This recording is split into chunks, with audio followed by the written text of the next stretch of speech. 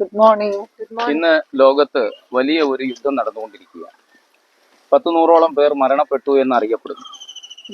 ഈ യുദ്ധം നടക്കുന്നത് നമ്മുടെ ഏറ്റവും കൂടുതൽ ആൾക്കാർ ജോലി ചെയ്യുന്ന ഗൾഫ് രാജ്യവുമായി ബന്ധപ്പെട്ടതുകൊണ്ടാണ് നമ്മുടെ രാജ്യത്ത് അതിന് ഇത്രമാത്രം പ്രാധാന്യം അർഹിക്കുന്നത്. നമ്മൾ ഈ വിഷയത്തെ ഇന്ന് പരിഗണിക്കുന്നത്. പക്ഷെ അതിനു മുമ്പ് കുഞ്ഞുങ്ങൾ ഒരു കാര്യം മനസ്സിലാക്കണം. എന്താണ് ഈ യുദ്ധത്തിന് ബേസ്? എന്താണ് ഈ ആണവ കരാർ? സാറേ നമസ്കാരം. അപ്പോൾ അങ്ങനെ പല ചോദ്യങ്ങളും പല കാര്യങ്ങളും നിങ്ങൾ മനസ്സിലാക്കേണ്ടിയിരിക്കുന്നു. അപ്പോൾ ഇത് മനസ്സിലാക്കേണ്ടത് ഇന്നത്തേക്കല്ല. നിങ്ങൾ ഒരു കാലത്ത് ഒരിടത്തൊരു പ്രസംഗം നടത്തുമ്പോൾ, അല്ലെങ്കിൽ നിങ്ങൾക്ക് എവിടെയെങ്കിലും ഒരു പരീക്ഷ എഴുതുമ്പോഴും ഒക്കെ കൃത്യമായി പഠിക്കേണ്ട ചില കാര്യങ്ങളുണ്ട്. അപ്പോൾ ഇവിടുന്ന് കുറച്ച് സമയം കൊണ്ട് യുദ്ധം എന്തിന്, എന്താണ് ആണവ കരാർ, നമ്മുടെ അമേരിക്കയും ഇസ്രായേലും എങ്ങനെ അതിനെ കാണുന്നു, ഇറാൻ എങ്ങനെ അതിനെ കാണുന്നു, ഇറാനെ നിരായുധീകരിക്കേണ്ടതിൻ്റെ ആവശ്യകത ഇവർക്ക് എന്ത്, പെട്ടെന്നുള്ള കാരണം എന്താ, അങ്ങനെ പല ചോദ്യങ്ങൾക്കുള്ള മറുപടി ഞാൻ ഉടനെ പറഞ്ഞു തരാം. അപ്പം ശ്രദ്ധിച്ച് കേട്ടോണം. മനസ്സിലാവുന്നു? അതായത് ആണവ പദ്ധതി എന്ന് പറയുന്നത് വളരെ സമാധാനപരമായിട്ടാണ് തങ്ങളുടെ രാജ്യത്ത് നടക്കുന്നത് എന്നാണ് ഇറാൻ പറയുന്നത്.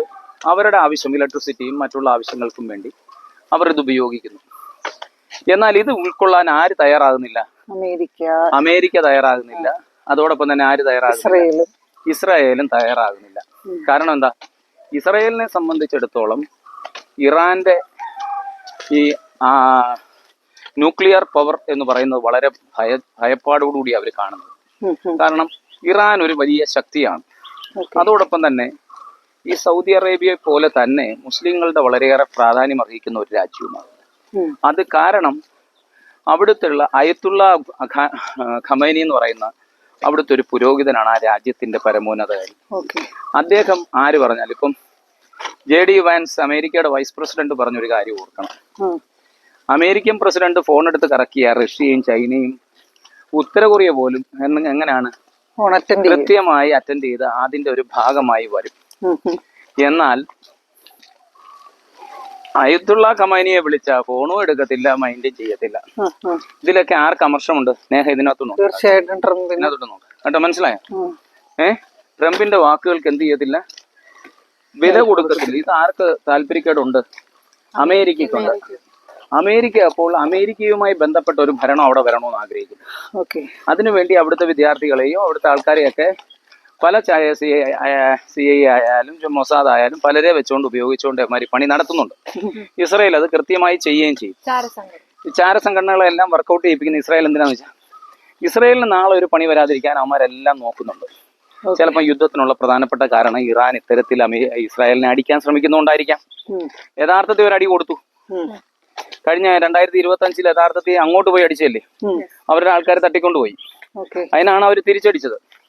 അപ്പൊ അങ്ങനെ ഒരു പ്രതിസന്ധി ഇവരെപ്പോഴും എന്ത് ചെയ്യും? ഇറാൻ ശക്തമായ ഒരു രാജ്യമാവാതിരിക്കാൻ അവർ എപ്പോഴും ശ്രമിച്ചുകൊണ്ടിരിക്കും, ഇങ്ങനെ അടി കൊടുത്തുകൊണ്ടിരിക്കും. അവരെ സാമ്പത്തികപരമായും അതോടൊപ്പം തന്നെ ആണവപരമായിട്ട് ഒക്കെ തകർക്കുക എന്നുള്ളതാണ്. എന്നാൽ ഒരു കാര്യം നമ്മൾ മനസ്സിലാക്കണം, ഇറാന്റെ പ്രത്യേകത എന്താണ്? ഇറാൻ നമുക്കറിയാം, എണ്ണ വിൽപ്പനയുമായി ബന്ധപ്പെട്ട് വളരെയേറെ പ്രാധാന്യമുള്ള ഒരു രാജ്യമാണ്. ഏത്? ഇറാൻ എന്ന് പറയുന്നത്. ഇറാൻ അങ്ങനെ കുറെ ഗുണങ്ങളുണ്ട്. മനസ്സിലാവുന്നു?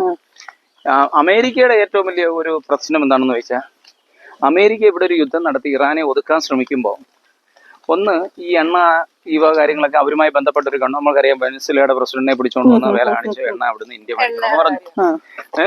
ഇപ്പൊ റഷ്യ ചൂഷണം ഭയങ്കരമാണ്. ബലൂചിസ്ഥാനെ സംബന്ധിച്ചിടത്തോളം അത് റഷ്യയുടെ കയ്യിലാണ്, പാകിസ്ഥാന്റെ സ്ഥലമാണ്. അവിടെ അങ്ങനെ ഒരു ഓയിൽ റഷ്യക്ക് ആവശ്യത്തിന് കിട്ടുന്നു. അപ്പൊ റഷ്യ അതെടുത്ത് ഇന്ത്യക്ക് വിൽക്കാൻ ഇവന്മാർ സമ്മതിക്കത്തില്ല. അങ്ങനെയൊക്കെ ഉള്ള കുറേ പ്രശ്നങ്ങളുണ്ട്. അപ്പൊ ഈ പൊളിറ്റിക്കൽ സയൻസ് ആയതുകൊണ്ട് ഈ കാര്യങ്ങളെ കുറിച്ച് എക്സ്പ്ലെയിൻ ചെയ്യാൻ പറ്റുന്നുണ്ട്. ഞാനത് അവിടെ നിർത്തുക. നമുക്ക് പോകേണ്ടതെന്ന് പറഞ്ഞാൽ എങ്ങോട്ട് പോകണം? ഈ ഇറാന്റെ ഈ ഭൂപ്രകൃതി എങ്ങനെയാണെന്നുള്ളത് നമ്മൾ മനസ്സിലാക്കണം. അതെന്തിനാണെന്ന് ചോദിച്ചു കഴിഞ്ഞാൽ, നാളെ നിങ്ങൾക്ക് പഠിക്കേണ്ടതായി വരുന്ന ഒരു സംഭവമാണ്. ഇറാന്റെ ഭൂപ്രകൃതി എന്തുകൊണ്ടാണ് ഇത് ഇങ്ങനെ ഒരു പ്രശ്നത്തിലേക്ക് കിടക്കുന്നതെന്ന് ചോദിച്ചാൽ, ഇറാന്റെ പടിഞ്ഞാറ് എന്താ കിടക്കുന്നത്? അതുപോലെ തന്നെ കിഴക്ക് നമുക്കറിയാം ഇന്ത്യയുമായി ബന്ധപ്പെട്ട് വരുന്ന സ്ഥലങ്ങളാണ് അഫ്ഗാനിസ്ഥാനും പാകിസ്ഥാനും.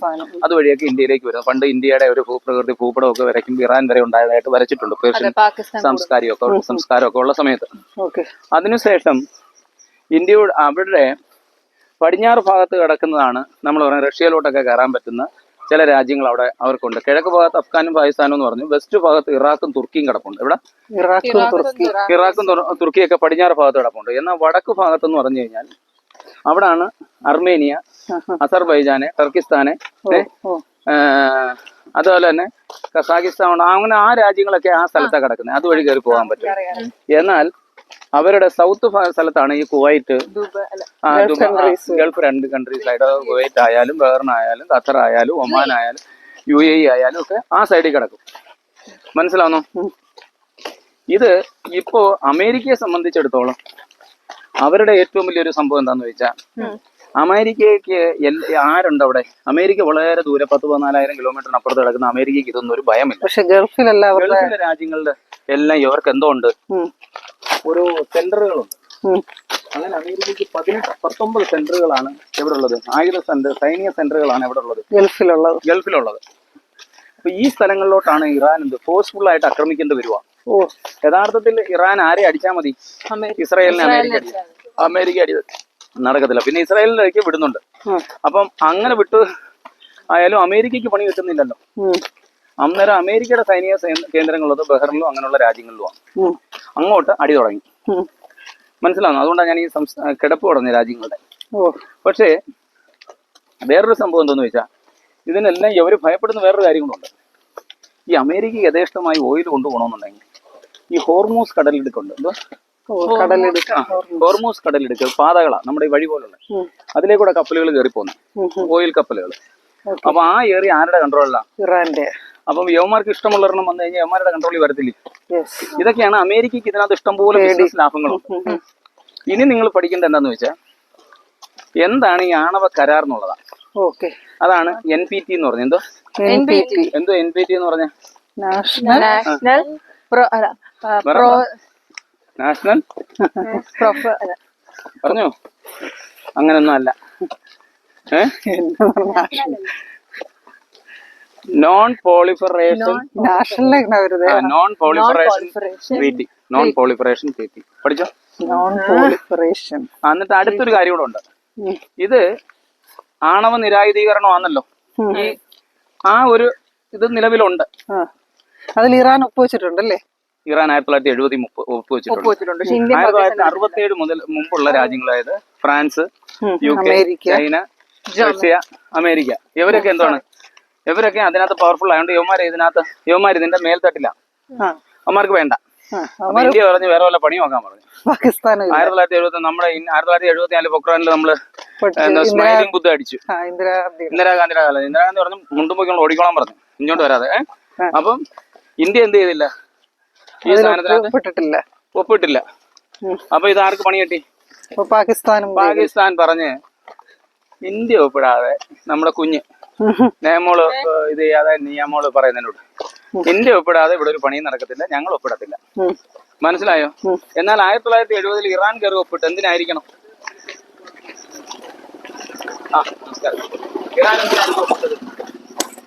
ഇറാൻ ഒപ്പിട്ടതെന്ന് പറഞ്ഞാൽ ഇറാനെ സംബന്ധിച്ചിടത്തോളം ഈ ഓയിലും ഈ മരുഭൂമിയല്ലേ ആ രാജ്യങ്ങളല്ല. അവരുടെ ഏറ്റവും വലിയൊരു പ്രശ്നം അവരുടേതായ രീതിയിലുള്ള ഫുഡ് ഗ്രെയിൻ, അതുപോലെ തന്നെ ധാന്യങ്ങളും അതും ഇതും എല്ലാം മേടിക്കണം. അവർ മറ്റുള്ള രാജ്യങ്ങളെ ഡിപ്പെൻഡ് ചെയ്യുന്നു. എക്സ്പോർട്ട് ഓയിലാണ്. അവരുടെ ആകെപ്പാടെ സമ്പത്ത് അതാ. അത് മാത്രമൊന്നുമല്ല, അവർ മാറി. പൈസയിലൊക്കെ സൗദിയൊക്കെ ഭയങ്കരമായിട്ട് കയറി. ദുബായ് എന്ന് പറഞ്ഞു കഴിഞ്ഞാൽ ഓയിൽ ഇല്ലെങ്കിലും അവർക്കൊരു പ്രശ്നമില്ല. അവന്മാര് ടൂറിസത്തിലേക്ക് പോയി. മനസ്സിലാവുന്നോ? ഓയിൽ കുടിക്കാനാണ് എല്ലാ ആൾക്കാരും വന്ന് ദുബായിലാണ് ടൂറിസത്തിന്. ടൂറിസം അത് മാത്രമല്ല, സിംഗപ്പൂർ, തായ്ലൻഡ് ഒക്കെ അങ്ങനെയൊക്കെ പോട്ടെ. നമ്മൾ ഈ പറയുന്ന ടോപ്പിക്കിന് ഡൈവേർട്ട് ചെയ്യാം. അപ്പൊ എന്തുവരെ നമ്മൾ പറഞ്ഞു? ഇറാൻ ആണെങ്കിൽ എന്ത് ചെയ്യുന്നു? അവർക്ക് ആയുധം അങ്ങനെയൊക്കെ ഉള്ളൂ. അല്ലെങ്കിൽ ഇതേപോലെ അവർ ആരെ ഡിപ്പെൻഡ് ചെയ്ത് വരും? മറ്റു രാജ്യങ്ങൾ അവര് വളരെ വലുതായിട്ട് ഡിപ്പെൻഡ് ചെയ്ത് വരും. അതുകൊണ്ട് യവന്മാര് സാമ്പത്തിക ഉപരോധം ചിലപ്പോൾ അങ്ങ് അടിക്കും. അല്ലെന്നുണ്ടെങ്കിൽ ഇങ്ങനെയുള്ള സാധനം ഒന്നും കൊടുക്കത്തില്ലെന്ന് അമേരിക്ക പറഞ്ഞാൽ വേറെ ആരും യവന്മാരുമായിട്ട് ട്രീറ്റ് വരത്തില്ല. അതുകൊണ്ട് യവന്മാരെന്തോ ഇത് അതിനകത്ത് ഒപ്പിട്ട് അതിനകത്താ ഈ ആയുധ കരാറിൽ അല്ല NPT ഒപ്പിട്ടത് പ്രകാരം ഇനി അവന്മാർ എന്ത് ചെയ്യാൻ ഒക്കത്തില്ല. ഇതിന് ഏജൻസി ഉണ്ട്. ഏതാ ടെസ്റ്റ് ചെയ്യുന്ന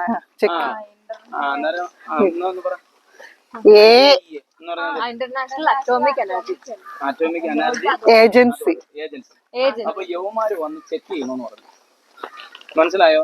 ഇറാനില് അതാരാ ആള്? അമേരിക്കക്കാര് വന്ന് ചെക്ക് ചെയ്യാൻ പറയാം ഇത് കുഴപ്പമെന്ന് പറയും. അപ്പൊ അവന്മാര് പറഞ്ഞു ഓടിക്കോളാൻ പറഞ്ഞു. എന്നാൽ 2018 മുതൽ ഇവന്മാരെന്തോ ഇത് ചെക്ക് ചെയ്തു ഒരു വട്ടം. എന്നിട്ട് 2018 മുതൽ അമേരിക്കയ്ക്ക് എന്നാലും ഒരു ഭയം. എന്താ കാര്യം? അമേരിക്ക ഏറ്റവും കൂടുതൽ ട്രസ്റ്റ് ചെയ്യുന്ന ആരെയാണ്? ഇസ്രായേലാണ്. ഇസ്രായേലിനെ ഇവന്മാർ അടിക്കുന്നുണ്ട്. ഇസ്രായേലിന് പരിപൂർണമായും ഇവന്മാരുടെ അറ്റോമിക് പവർ തകർക്കണം. അതുകൊണ്ട് ആറ്റം ബോംബ് കാണാൻ ഉണ്ടാക്കും എന്നുള്ള ഭയം കൊണ്ട്. അതുകൊണ്ട് അവന്മാരെന്ത് ചെയ്തു? അമേരിക്ക 2018 സാമ്പത്തിക ഉപരോധം അങ്ങനെയുള്ളതൊക്കെ ഏർപ്പെടുത്തി. പക്ഷെ ഇന്ത്യയിലും അങ്ങനെ ഉപരോധം ഏർപ്പെടുത്തിയിട്ട് ഇന്ത്യ എന്ത് ചെയ്തു? കൃത്യമായ രീതിയിൽ അന്ന് ക്ലിയർ ചെയ്ത് ഇന്ത്യയുടെ സ്റ്റാൻഡിൽ പോയി. കാരണം ഇന്ത്യയിലേക്ക് മേക്ക് ഇൻ ഇന്ത്യ എന്ന് പറഞ്ഞ കൺസെപ്റ്റ് ഇന്ത്യ 1984 അതായത് 1970, 80 ഒക്കെ കൊണ്ടുവന്നു. ഇതെല്ലാം ഈ വാട്സപ്പ് വന്നപ്പോൾ മോദി പറഞ്ഞു വരത്തി എന്നുള്ളതേ ഉള്ളൂ.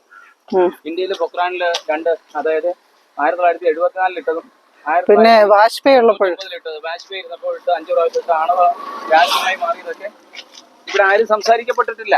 എന്നാൽ യഥാർത്ഥത്തിൽ ഈ പറയുന്ന വർഷങ്ങളിലൊക്കെ എന്ത് നടന്നെന്ന് ചോദിച്ചാൽ ഇതെല്ലാം പോയി പറഞ്ഞു വരുത്തിയത് ആരാണെന്ന് ചോദിച്ചാൽ നരേന്ദ്രമോദി അങ്ങനെ ഒരു ഡിസിഷൻ എടുത്തിട്ടുണ്ട്. എല്ലായിടത്തും പോയി ചെന്ന് പറയും. നല്ലതായിട്ട് അതിന് ഇത് കൊടുത്തു. ഇസ്രായേലിൽ പോയില്ലേ, അഡ്വർടൈസ് ചെയ്ത് പോയി. അതൊക്കെ അമേരിക്ക പറഞ്ഞു വിട്ടാന്ന് എപ്സിൻ ഫയലൊക്കെ പറയുന്നത് കേട്ടിട്ടില്ലേ? അതുപോലെ തന്നെ ഇപ്പൊ പോയി. ഇപ്പൊ പോയപ്പോഴും എന്ത് ചെയ്തു? ബെഞ്ചമിൻ നെതന്യാഹു ഭയങ്കരമായിട്ട് പറഞ്ഞു എപ്സിൻ ഫയലൊക്കെ പുറത്തു വിടും മര്യാദ. അതിന്റെ പിറ്റേ ദിവസം എന്ത് ചെയ്തു? ഇന്ത്യക്കാർ ഏറ്റവും കൂടുതലുള്ള സ്ഥലത്തേക്ക് ആക്രമണം നടത്തുകയും ചെയ്തു. അത് ആ പ്രതിസന്ധിയോടെ ചെയ്ത. പക്ഷെ ഇന്നലെ നരേന്ദ്രമോദി അതിനെന്തോ പറഞ്ഞു? ദയവ് ചെയ്ത് ഇറാൻ എന്ത് ചെയ്യണം? യുദ്ധം അവസാനിപ്പിക്കണം. അവന്മാരോട് കളിക്കരുത്, അവന്മാര് നിന്നെ ഭസ്മമാക്കി കളയുമെന്ന് പറഞ്ഞു. പിടിച്ചിരിക്കാൻ പോകത്തില്ലെന്ന് പറഞ്ഞു. ഐഡിയ മനസ്സിലാവുന്നോ? അപ്പൊ ഇത്തരത്തിലാണ് എന്ത് ചെയ്യുന്നത്? ഈ അന്താരാഷ്ട്രപരമായ ഈ വിഷയം ആണവ കരാറ് നിങ്ങൾക്ക് മനസ്സിലായി. അതിനകത്ത് എന്താണ് ഇപ്പോഴത്തെ യുദ്ധ ഭീഷണി എന്താണെന്ന്. ഇസ്രായേലിന്റെ പ്രശ്നം എന്താന്ന് വെച്ചാൽ ഇസ്രായേൽ ഭയങ്കരമായി ഇതിനെ ഭയപ്പെടുന്നു. ഹമാസും പിന്നെ ഏതാ വേറെ ഉണ്ട്, ഒരു സംഘടനകൾ വേറെ ഉണ്ട്. ഇപ്പൊ ഇസ്രായേല് ഇറാനെ ഭയപ്പെടുന്നു. അതോടൊപ്പം തന്നെ പാലസ്തീൻ പ്രശ്നത്തിനകത്ത് ഹമാസിനെ ഭയപ്പെടുന്നു. മനസ്സിലാവുന്നു? ഇവരെല്ലാം കൂടെ അടിച്ച ഇസ്രായേൽ ഇല്ലാതാകും. ഇസ്രായേലിനെ അവരെല്ലാം കൂടെ വന്നിട്ട് അടിക്കുമെന്നുള്ളൊരു ഭയം ഇസ്രായേലിനുണ്ട്. അപ്പൊ ഇസ്രായേലിനെ സംബന്ധിച്ചിടത്തോളം യവന്മാരെ നിരായുധീകരണം നടത്തി യവന്മാരെ അടിച്ച് പേടിപ്പിച്ച് അങ്ങനെ വെച്ചോണ്ടിരിക്കണം. ഈ അമേരിക്കയും കൺട്രോൾ ചെയ്യുന്ന ഇസ്രായേലാന്ന് തോന്നുന്നു കേട്ടോ. അമേരിക്ക ട്രംപിനെ കൺട്രോൾ ചെയ്യുന്നു. ട്രംപിനെ വേണമെന്നുണ്ടെങ്കിൽ അയാൾ കൺട്രോൾ ചെയ്യുന്നു. കാരണം എന്ന് പറഞ്ഞാൽ ഈ മൊസാദ് പോലുള്ള അന്നേരം ഈ ഹിപ്സ് അല്ലല്ല വേറൊരു സംഘടന ഉണ്ടല്ലോ അവിടെ,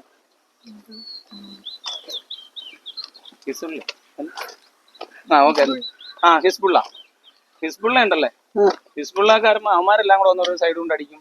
അതുപോലെ തന്നെ പാലസ്തീനിൽ നിന്ന് ഹമാസ് അടിക്കും, ഇറാൻ അടിക്കും. എല്ലാം കൂടെ വരുമ്പോഴത്തേക്ക് ഇസ്രായേൽ പേടിച്ചു പോകും. അതുകൊണ്ട് ഇസ്രായേൽ എന്ത് ചെയ്യുമെന്ന് അറിയാമോ?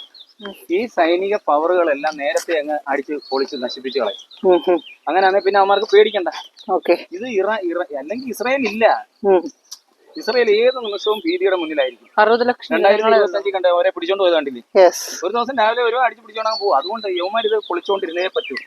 സാമ്പത്തികപരമായും അതുപോലെ തന്നെ പൊളിറ്റിക്കലി ഒക്കെ ഈ ആണവായുധ കേസുകളിലായാലും യവന്മാരെ ഒതുക്കിക്കൊണ്ടിരുന്നില്ലെന്നുണ്ടെങ്കിൽ യവന്മാർക്ക് വലിയ പ്രതിസന്ധി വരും.